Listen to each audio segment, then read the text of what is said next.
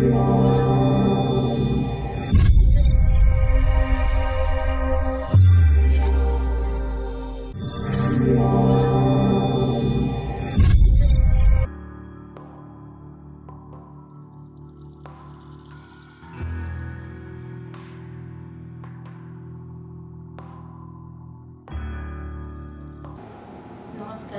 વિદ્યાર્થી મિત્રો, માતુશ્રી એમજી બુવા કન્યા વિદ્યા મંદિર જોશીપુરા જૂનાગઢમાં તમારું સ્વાગત છે. આપણે વાણિજ્ય પત્રવ્યવહારની અંદર વિભાગ 2માં પ્રકરણ 2 જેમાં કંપની સેક્રેટરી એના વિશે જોઈએ છીએ. કંપની સેક્રેટરી બીજા ચેપ્ટરની અંદર આપણે પહેલો ભાગ જોઈ ગયા સેક્રેટરીના ગુણો. ત્યાર પછી સેક્રેટરીની લાયકાતો આવે છે. ગુણો એ કુદરતી છે અને લાયકાતો એ વ્યક્તિએ પ્રાપ્ત કરવી પડે છે. તો સેક્રેટરી તરીકે એનામાં કેવી કેવી લાયકાતો હોવી જોઈએ? કંપની ધારા મુજબ અને વર્તમાન સમયની પરિસ્થિતિને ધ્યાનમાં રાખી અને સેક્રેટરી યશસ્વી રીતે પોતાની ફરજ બજાવી શકે એટલા માટે એનામાં અમુક લાયકાતો હોવી જરૂરી છે. અને એ લાયકાતો જો હોય તો કંપનીને એ ઉચ્ચ કક્ષાએ સફળ બનાવે છે અને પોતે પણ સફળ થઈ શકે છે. એટલે અમુક લાયકાતો એ હોવી જરૂરી છે તો એ અસરકારક રીતે કાર્ય કરી શકે. એમાં પહેલી લાયકાત છે શૈક્ષણિક લાયકાત. શૈક્ષણિક લાયકાતની અંદર આપણે જોઈએ તો સેક્રેટરી પાસે institute of company secretary of ઇન્ડિયાનું પ્રમાણપત્ર હોવું જરૂરી છે. કયું પ્રમાણપત્ર સેક્રેટરી પાસે હોવું જરૂરી છે? Institute of company secretary of ઇન્ડિયાનું પ્રમાણપત્ર એની પાસે હોવું જરૂરી છે. અને કંપની ધારાની જોગવાઈ મુજબ કહીએ તો આ એની એક શૈક્ષણિક લાયકાત છે અને એ કંપની ધારાની જોગવાઈ મુજબ એ લાયકાત સેક્રેટરી ધરાવતો હોવો જોઈએ.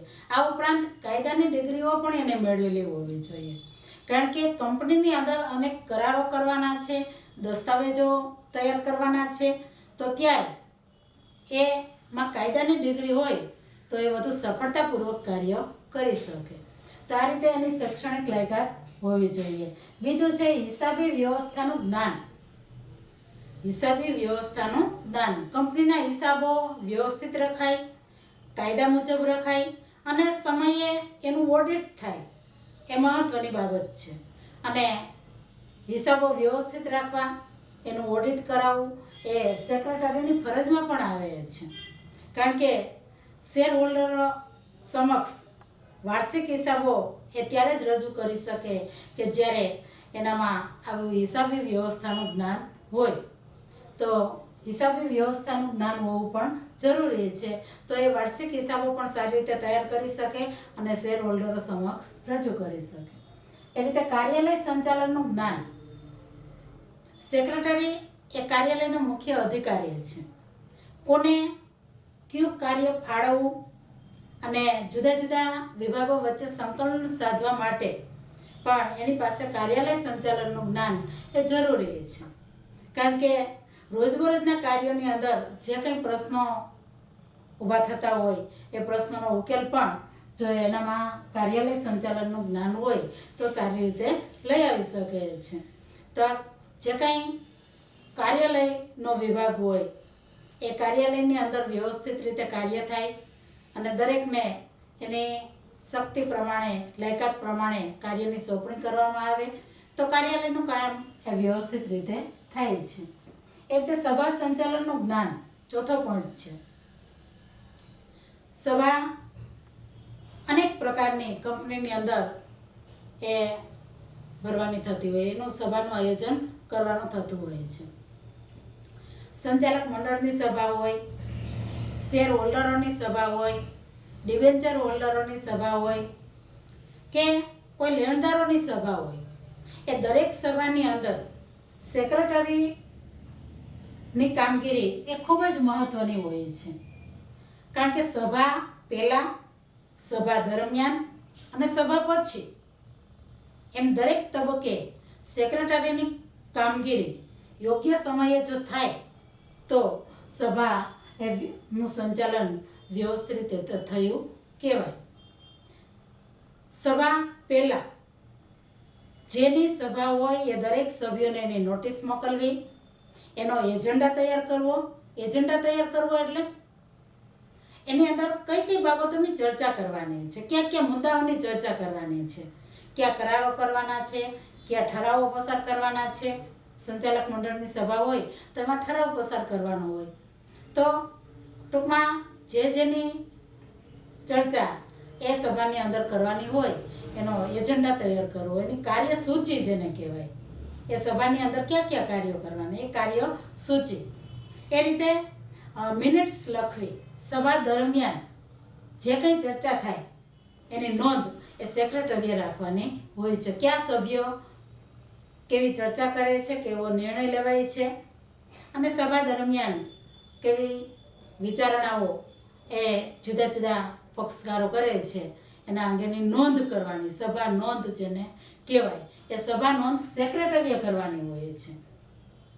અને સુચારુ રીતે સભાનું સંચાલન થાય તો એ સભા એ સફળ રીતે પૂરી થઈ શકે છે.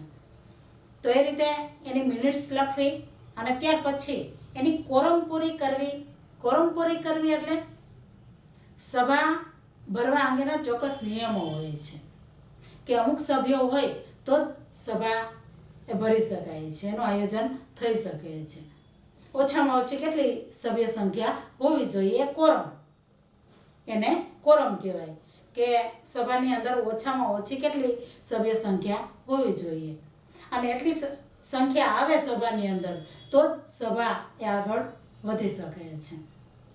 તો એ કોરમ પૂરી કરવી. પ્રોક્સી અંગેની કામગીરી એ જવાબદારી એ પણ સેક્રેટરીની હોય છે. પ્રોક્સી એટલે શું?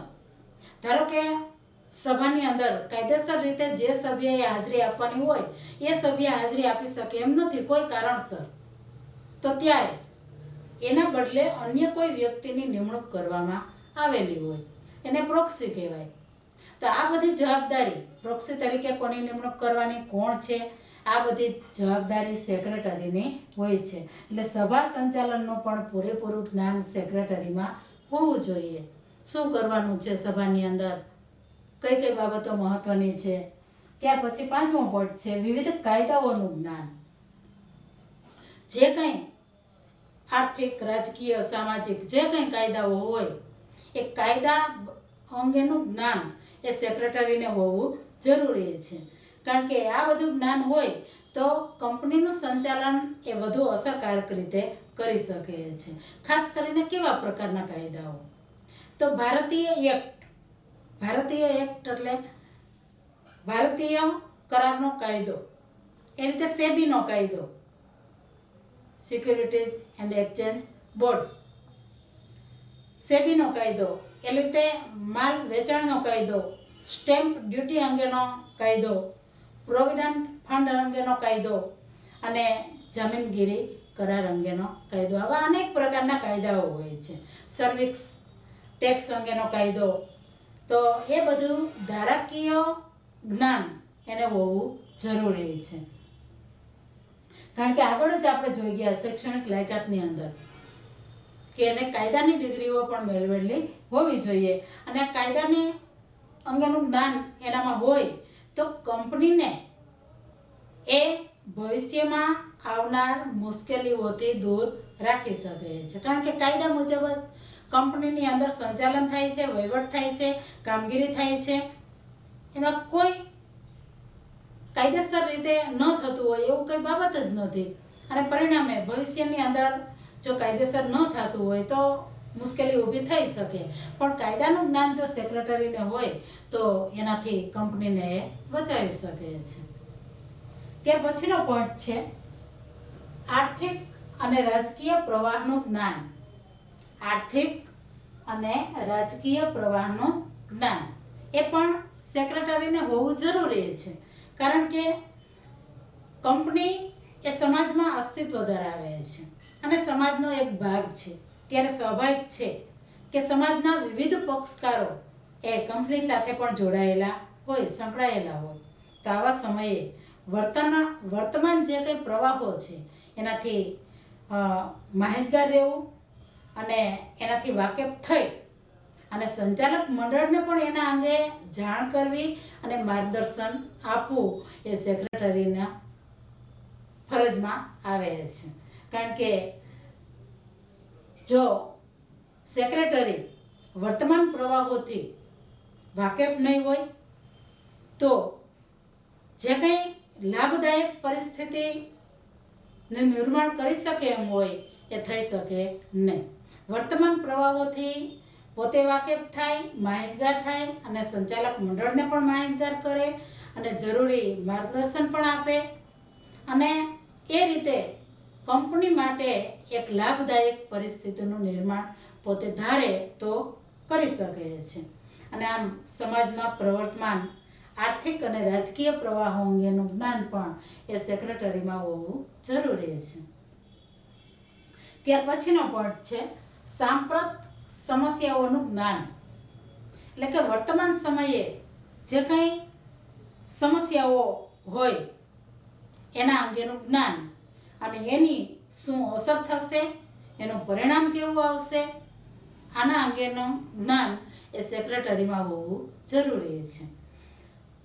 કારણ કે જુદા જુદા સમયે જુદી જુદી પરિસ્થિતિઓનું નિર્માણ સમાજની અંદર થતું હોય છે. તો વર્તમાન સમયે કેવી પરિસ્થિતિ છે, કેવી સમસ્યા છે, એનાથી પોતે માહિતી પ્રાપ્ત કરવી અને સંચાલક મંડળને પણ જરૂર પડે તો એના અંગે માહિતગાર કરવા અને માર્ગદર્શન પણ આપવું. ધારો કે વર્તમાન સમયે આપણે જાણીએ છીએ કે કોરોનાની એક પરિસ્થિતિ એવી છે કે સમગ્ર વિશ્વની એક સમસ્યા બની ગઈ છે. આ સાંપ્રત સમયની એક સમસ્યા કહેવાય. સાંપ્રત સમસ્યા અંગેનું જ્ઞાન, એનું પરિણામ કેવું આવશે, એની કેવી અસર જોવા મળશે. સેક્રેટરી જો આ બધી તરફ ધ્યાન આપે, એ ચપળ હોય, સૂઝ ધરાવતો હોય, દૂરંદેશી પણ હોય તો એ આના અંગે સંચાલક મંડળને માર્ગદર્શન આપી અને ભવિષ્યમાં ઊભી થનારી સમસ્યાથી દૂર રાખી શકશે.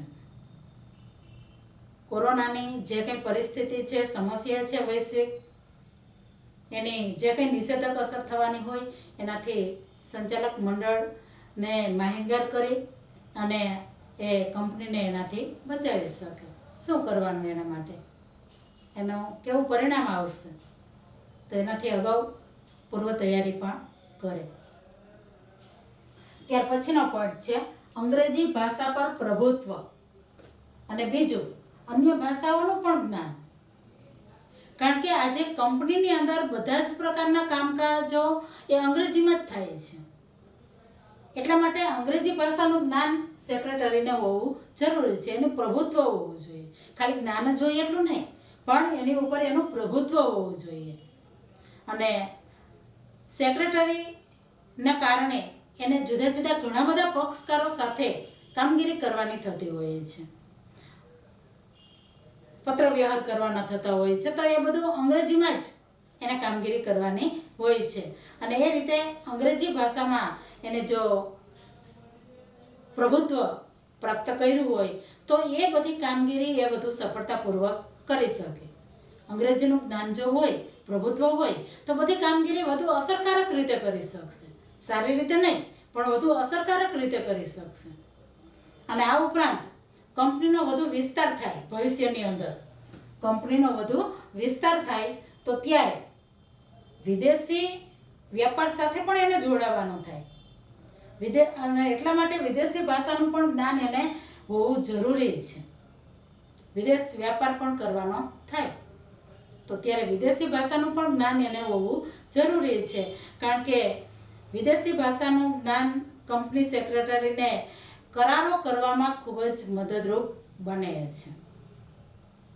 અન્ય દેશ સાથે કોઈ કરારો કરવામાં હોય, વાટાઘાટો કરવાની હોય, દસ્તાવેજો તૈયાર કરવાના હોય તો ત્યારે વિદેશી ભાષાનું જ્ઞાન એને ઉપયોગી બને છે, મદદરૂપ બને છે. તો તો અંગ્રેજી ભાષાનું જ્ઞાન તો હોવું જ જોઈએ, પણ સાથે સાથે અન્ય ભાષાનું જ્ઞાન પણ સેક્રેટરીમાં હોવું જોઈએ. એટલે સેક્રેટરી એ કોઈ નાની સૂની વાત નથી. ટૂંકમાં એ ખૂબ જ મહત્વનું સ્થાન ધરાવે છે અને મહત્વની એની કામગીરી હોય છે. અને એ રીતે સેક્રેટરીનો હોદ્દો, એનો દરજ્જો એ ખૂબ જ ઊંચો છે. ત્યાર પછીનો પોઈન્ટ છે જનસંપર્કનું જ્ઞાન. જનસંપર્કનું જ્ઞાન એટલે સમાજની અંદર જુદા જુદા પક્ષકારો સાથે કાર્ય કરવાનું હોય છે. એની જોડે સંપર્ક એ જરૂરી હોય છે અને એની સાથે જો સંપર્ક કરવામાં આવે તો એનો વિશ્વાસ પણ કેળવી શકાય. એટલે સેક્રેટરીએ યોગ્ય જાહેર સંપર્કના જ્ઞાનનો ઉપયોગ કરી અને કંપનીની પ્રતિષ્ઠામાં એ પોતે વધારો કરી શકે. અને આ રીતે જનસંપર્કનું જ્ઞાન પણ હોવું જરૂરી છે. ત્યાર પછીનો પોઈન્ટ છે કોમ્પ્યુટર અને અન્ય ઇલેક્ટ્રોનિક્સ વસ્તુઓનું જ્ઞાન. ખૂબ જ મહત્વનો પોઈન્ટ છે, કારણ કે વર્તમાન સમયે વિજ્ઞાન અને ટેકનોલોજીનો જ્યાં વિકાસ થયો છે ત્યારે કોમ્પ્યુટરનું જ્ઞાન પણ એનામાં સારી રીતે હોય એ ખૂબ જ જરૂરી છે. કારણ કે આજે મોટાભાગના કાર્યો કોમ્પ્યુટર આધારિત થઈ ગયા છે અને કોમ્પ્યુટરની અંદર આપણે જાણીએ છીએ કે માહિતીનો સંગ્રહ સારી રીતે કરી શકાય છે. પછી એ શેર હોલ્ડરો અંગેની માહિતી હોય, ડિબેન્ચર હોલ્ડરો અંગેની માહિતી હોય, સંચાલક મંડળ અંગેની હોય કે કંપનીની કોઈ પણ માહિતી હોય, તો એનો સંગ્રહ એ કોમ્પ્યુટરની અંદર સારી રીતે કરી શકાય છે. પણ કોમ્પ્યુટરનું જ્ઞાન જો સેક્રેટરીને હોય તો એ જ્ઞાનનો સંગ્રહ એ સારી રીતે કરી શકે. અને આ રીતે કોમ્પ્યુટરની અંદર જો બધી માહિતીનો સંગ્રહ થઈ શકે તો સમય, શક્તિ અને સાધનોનો બચાવ એ થઈ શકે છે. કારણ કે કોમ્પ્યુટરની અંદર જ બધી માહિતી એ જ્યારે જોઈએ ત્યારે એ પ્રાપ્ત કરી શકે છે અને ઘણી બધી માહિતીનો સંગ્રહ એમાં થઈ શકે છે. તો કોમ્પ્યુટરનું જ્ઞાન હોવું જોઈએ અને સાથે સાથે અન્ય ઇલેક્ટ્રોનિક વસ્તુઓનું જ્ઞાન પણ હોવું જરૂરી છે. જે કંઈ અન્ય ઇલેક્ટ્રોનિક્સ વસ્તુઓ કંપનીની અંદર હોય છે એનું જ્ઞાન પણ એને હોવું જરૂરી છે. અને તો એ કંપનીની અંદર કોઈ પણ વિભાગની અંદર કોઈ પણ કર્મચારીમાં કોઈ પણ પ્રકારની ગેરશિસ્ત થતી હોય તો એના અંગેની માહિતી પ્રાપ્ત કરી શકે છે. દાખલા તરીકે કેમેરા હોય તો કેમેરા દ્વારા એ સારી રીતે દરેક વિભાગ ઉપર દેખરેખ રાખી અને કોઈ કર્મચારી ગેરશિસ્ત કરતો હોય, બીજી કોઈ કંપનીના હિતને કોઈ નુકસાન પહોંચાડતો હોય તો ત્યારે એ દેખરેખ રાખી શકે છે અને એના ઉપર અંકુશ પણ રાખી શકે. તો આ રીતે અન્ય ઇલેક્ટ્રોનિક્સ વસ્તુઓનું પણ એને જ્ઞાન હોવું જરૂરી છે. તો આવી અનેક પ્રકારની લાયકાતો છે. આ બધી લાયકાતો એવી છે કે જેના માટે વ્યક્તિએ શીખવું પડે છે, એના માટે પ્રયત્ન કરવો પડે છે અને પ્રયત્ન કરે તો એના અંગેનું જ્ઞાન સારી રીતે પ્રાપ્ત કરી અને એક લાયકાત બનાવી શકે છે. તો સેક્રેટરી તરીકે આવી બધી લાયકાતો એનામાં હોવી જરૂરી છે અને તો કંપનીના કાર્યો વધુ અસરકારક રીતે થઈ શકે અને કંપનીના કાર્યો જો વધુ અસરકારક રીતે થાય તો કંપની સફળ પણ થઈ શકે. તો આ રીતે સેક્રેટરીની લાયકાતો આપણે જોઈ.